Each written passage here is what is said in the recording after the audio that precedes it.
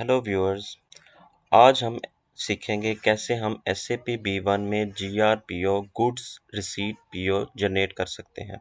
सबसे पहले हम परचेजिंग AP पे क्लिक करेंगे, उसके बाद गुड्स रिसीट PO पे क्लिक करेंगे। इसके बाद हमारे पास गुड्स रिसीट PO का फॉर्म ओपन हो जाएगा। इसके बाद हम जिस सप्लायर की GRPO जनरेट करने जा रहे हैं उस सप्लायर को सिलेक्ट करना है। उसके लिए हमने इस बटन पे क्लिक करना है, तो ये हमारे पास लिस्ट ऑफ सप्लायर्स आ जाएगा। इधर से हम कोई एक सप्लायर सेलेक्ट करेंगे डबल क्लिक के साथ।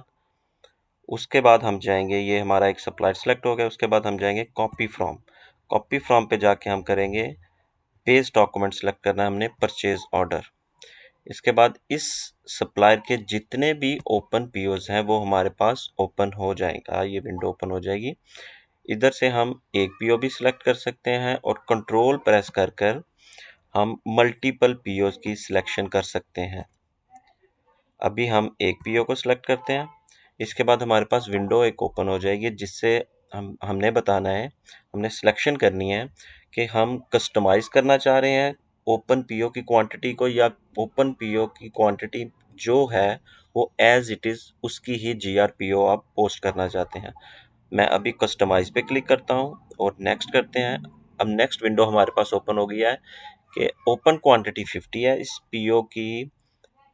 पीओ में इस आइटम की, तो 50 की जगह हम अब 40 करेंगे। इसको फिनिश करेंगे तो GRPO में इस क्वांटिटी का जनरेट, हमारे पास जितना भी क्वांटिटी हमने सेलेक्ट किया वो हमारी GRPO में आ जाएगी।